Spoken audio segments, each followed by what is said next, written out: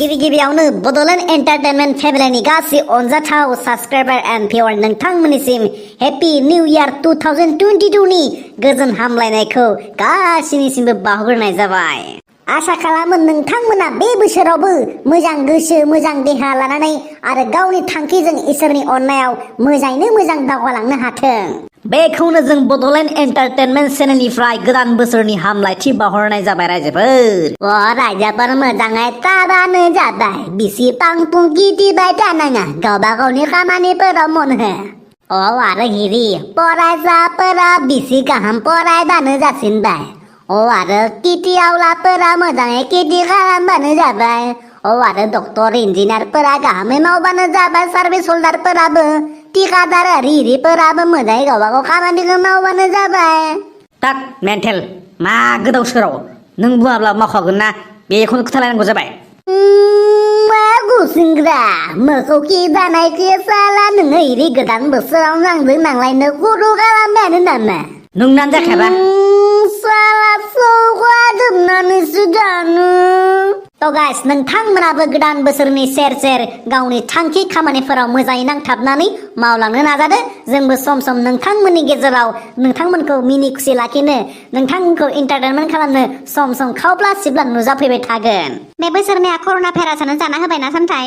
Yes, the start of each new year is a time to reflect on the year that's passed and make plans for the future. It holds a special magic with the promise of new opportunities and the possibility to change our lives for the better. So welcome in the new year by sending inspired message to your loved ones to mark this special time of year. And given how serious 2021 has been for us all with COVID-19, it feels especially important to express our loves and dreams for better days ahead in 2022. जिखुनु बे बोसोरनियाथ' बयाखै बाराबै थांबाय ओरैनो बेकार। बे बोसोराव बयाखै गाहाम सिख्लाखासो नायनानै बिहाबा खालामनो मोननायबा बयद' गाहाम नांगौमोनलाय बेथो। औलै जिखुनु आंबो मैनाथिखौ सेरफाखाय बमब्रायनानै लानो हाबानो जाबायलै। नोंथांमोनाबो माबाफोर बे बोसोराव टारगेट दङब्ला मोजाङै एचिभमेन्ट खालामनो नाजा। आसा खालामो नोंथांमोननि साननाया साक्सेसफुल जागोन। बे मोदला आरो मेन्टेल मोनाथ' जेबो टारगेट लानो रोङा नामाब्रा, माबा हिनजाव लानानैसो धान्दा। थाद सामथा खिखंखाय मेरा मेरसि मा होनदों होनफिनलाय। मेरा मेरसि माने आंनि गोसो होननाय जादों, बुरबक अधम।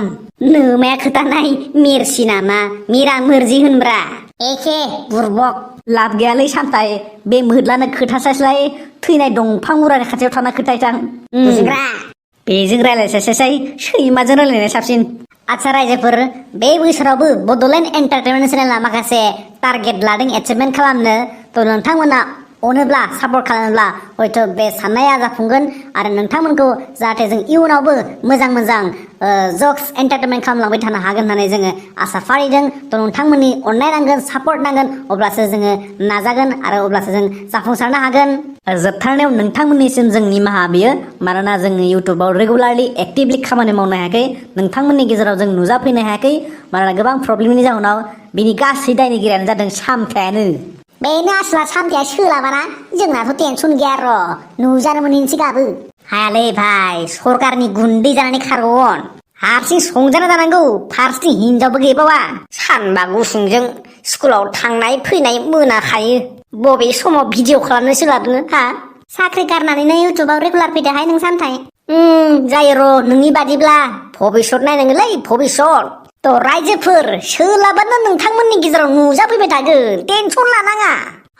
इनो माले मारै किरि दानोसै नामा गोदान बोसोरावनो? दिनै जाखावनांगौ गोदान बोसोरनि। थांनाय बोसोरनिखौ बावबाय गुसिंग्रा, थेलायाव बुद्रुनानैसो लांनो गोनां जानाया। बेफोरखौ बाददे, सिगांनि गोदान बोसोरलै गोदान बोसोर, रंजा खुसि फुरथि हगार हरनांगौ। फुरथि खालामनांगौ लागाय मारनोसै होमबा। माथो बयाका डिजे दामखावनानै मोसाखावनांगोन। जोंहानि हाखराव दैमा सेराव बेयावनो बयद' गाहाम जागोनलै। दे होमबालाय कालेक्सन खालामदोसो 500 सिख्लाफोरजों खाथि बारजा एब्रे मोसाफानो मोनबासो दाबुल मजा मोनोलै आङो पार्टियाव। आंनाबोथ' जायगा बेरायनाया माइनर सेकेन्डारि सिख्लाफोरजों मोसाखावनो मोननायानो आलादा मजाखा थ' नोंथांमोनाबो रंजादो जोंबो लागायनोसै नाराबारियाव माबा जब दखाना हेपि निउ इयार फैदो Angga-manggai, saya libisi jerukura. Buah mebla bisi sodor-bodor kiti bakananga. Sokwa dumna tanggendana. Wawara raja bernong sorbo. Besua kawa mehoki zanai 2021. Coronavirus gunangko. Sokwa dumna orde. Kaham nanggan.